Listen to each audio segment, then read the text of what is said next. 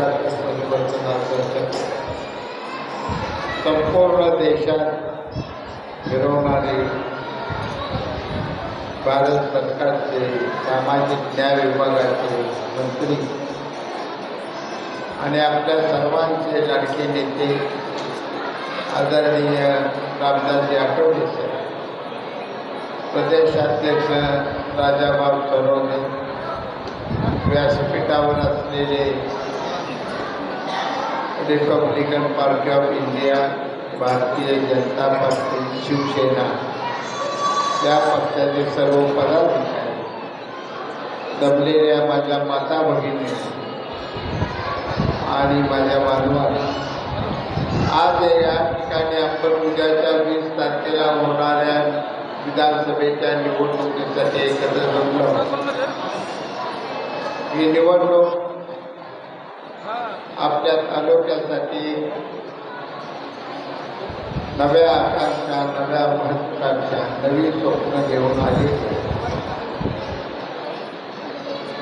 गेली 35 वर्ष आपण या तालुक्यात सातत्याने सर्वजण एक चळवळ उभा करू त्या तालुक्याच्या विकासाकडे वाटचाल करीत. गेल्या 5 वर्षात तुम्ही सर्वांनी मला आमदार म्हणून निवडून सातत्याने प्रयत्न करून आपल्या सर्वांसाठी, आपल्या सर्व बांधवांसाठी त्याची प्रगती व्हावी, उन्नती व्हावी, सामाजिक न्याय यांना मिळावा त्या भावनेनं सातत्याने काम करत आहे. सर्व ठिकाणी मी सर्व व्यापक काम करतो.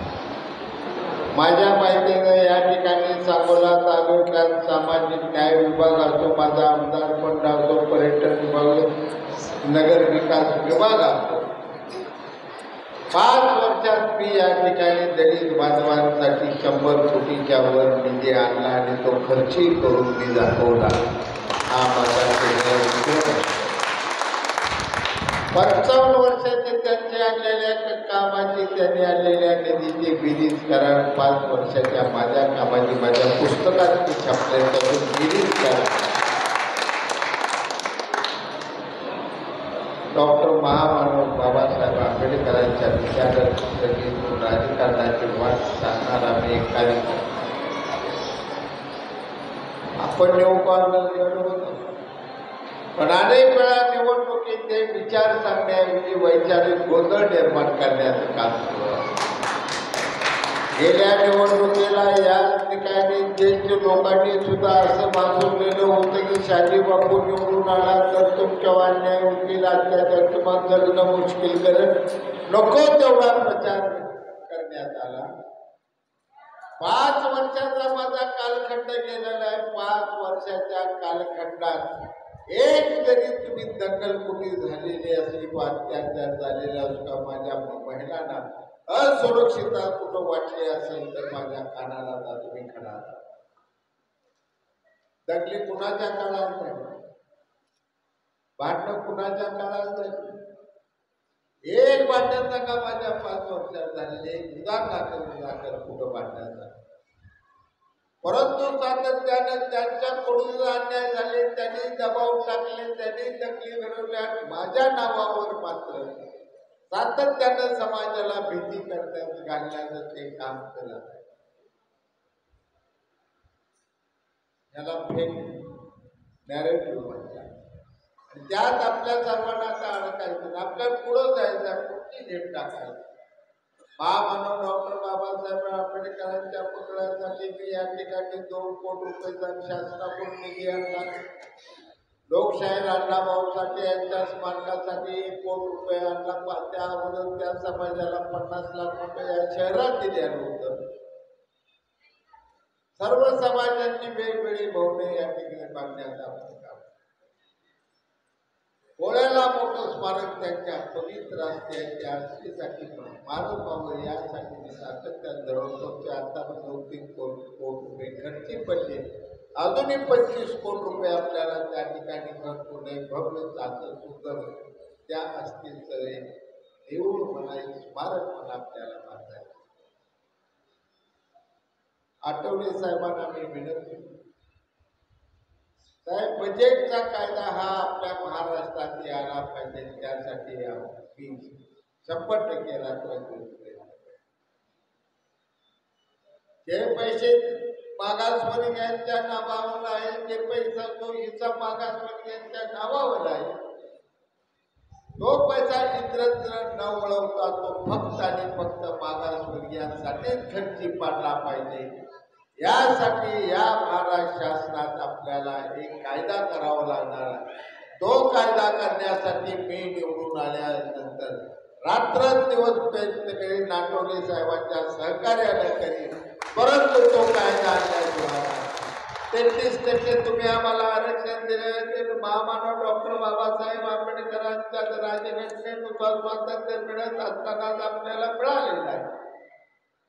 परंतु या शासनाच्या तिजोरीतला 33% पैसा दलितांसाठी खर्च झाला का हे बघणं चाललं. नुसत्या आरक्षणावरून प्रश्न सुटणार नाही. हजारो वर्ष त्यांनी दारिद्र्य दैन्य अवस्था सोसलेले, आज अजून त्यांचं दारिद्र्य इतर सर्व समाजापेक्षा वेगळं दारिद्र्य आहे. त्या समाजासाठी या महाराष्ट्र शासनाच्या तिजोरीतला 33% पैसा कसा खर्ची पडेल यासाठी आपल्या सर्वांना प्रयत्न करावे लागतात. आज एक साहेब मी अनेक गोष्टी केल्या आहेत, परंतु माझं आता येणाऱ्या 5 वर्षात सगळ्यात मोठं महत्वाकांक्षी काम जर माझ्या बांधवांसाठी तुमच्यासाठी कोणतं असेल तर कमीत कमी 50 पासून ते 100 कोटी रुपयाचा निधी कोणत्याही पद्धती उपलब्ध करून एक भव्य वसतिगृह या ठिकाणी मला सांगोल्यात उभा करायचा आहे, जेणेकरून माझ्या मागासवर्गीय विद्यार्थ्यांच्या सगळ्या सुखसोयी त्या ठिकाणी 11वी पासून ते IST परीक्षा, SP परीक्षा, IPS परीक्षा, APSC, UPSC या सर्व अभ्यास त्या वसतिगृहात करता येईल अशा प्रकारचे सुंदर असं आपल्याला वसतिगृह या ठिकाणी निर्माण करायचं. एक चळवळीत आम्ही कार्य करतो. आठवले साहेबांचे माझे जिव्हाळ्याचे संबंध 30-35 वर्षापासून आणि हे नातं आम्ही एकत्र सातत्यानं तुम्हाला प्रेम दिले, माया दिली, भावासारखे मानले. अनेक कार्यकर्ते माझे आहेत माझ्यासारख्या भावासारखे. आज माझा एक जिव्हाळ्याचा मित्र बलवीर बनसोडे आपल्याकडे, गौतम निवडून तरी चळवळ आपण चालू. हा सोडून तुम्हाला माझी विनंती, हा जो काही प्रकार चाललेला आहे, हा प्रचार जो चाललेला आहे राज्यघटना बदलासाठी, ज्यावेळी त्या मंत्रिमंडळात आदरणीय रामदासजी आठवले साहेबांसारखे कणखर नेतृत्व बसलेलं आहे, ते मंत्रिमंडळ घटना बदलायचं धाडसच कसं करू शकता आपल्या धाडस होणार नाही कोणाचं. ते आठवले काय नपार आहे ना. आणि घटनेत बदल कुणाच्या काळात खरे झाले अभ्यास होते सगळे. कारण मला कुणाचं नाव घेण्याची काय घटना या देशात स्वातंत्र्यानंतर ती ज्ञानेश्वरी सरकार, तुकाराम गांधी सरकार,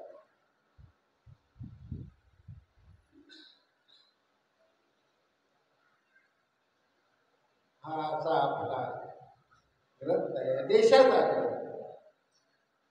त्या ग्रंथाचा त्या संविधानानुसार हे राज्य चालले, हा देश चाललेला आहे. त्या संविधानात एक अक्षर इकडे तिकडं कुणी केलं तर कायदा त्याला लागू.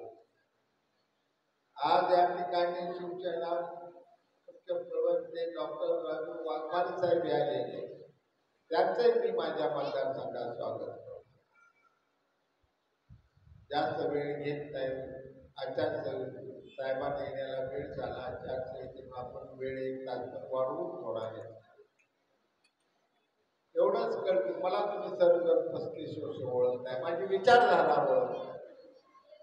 राजकारणात पदार्पण करण्याच्या अगोदर मी माझ्या घराच्या समोर माझ्या गावात विशीवर महामानव डॉक्टर बाबासाहेब आंबेडकरचा स्वखर्चानं पुतळा पहिला ब्लास्टचा उभा केला. नंतर मी राजकारणात पहिला आमदारकीचा अर्ज भरला. त्या पुतळ्याचं माझं स्वप्न करून त्या पुतळ्याचं दर्शन घेऊन त्या पुतळ्याचे अख्खं गाव गोळा करून पंकज भाग छोटा बारका होता अख्खं गाव गोळा करून पूजा केली आणि तिथून मी आलो अकोल्याच्या कचेरीत जीवनाचा पहिला आमदारकीचा अर्ज मी भरला. त्याच महामानवाच्या संविधानाप्रमाणे मी संपूर्ण माझं राजकारणामध्ये करत आलेलो आहे. तुमच्या पायाला काटा मोडला तर माझ्या डोळ्यात पाणी येणे एवढं अंतकरण माझं तुमच्या सर्वांशी जोडलेलं आहे. उद्याची निवडणूक मला पुन्हा एकदा काम करण्याची संधी द्या. या 5 वर्षात मी दलित बांधवांसाठी 100 कोटीचा जवळपास निधी आणला. येणाऱ्या 5 वर्षात तुम्ही संधी द्या. 500 कोटीच्या वर तुमच्यासाठी खास निधी उपलब्ध करून दाखवतो. निधी आणण्यासाठी मला कोणी शिकवायची गरज नाही. 2.5 वर्षाच्या काळात एकनाथजी शिंदे साहेब मुख्यमंत्री झाल्यानंतर फडणवीस साहेब मुख्यमंत्री झाल्यानंतर 5,000 कोटीचा आकडा मी 2 वर्षात पार केलेला आहे. त्यावरून निधीविषयी माझ्यावर शंका घेऊ नका. तुमचे मनोभावे सेवा करेल एवढा शब्द देतो. माझे 2 शब्द संबोधून जाईल.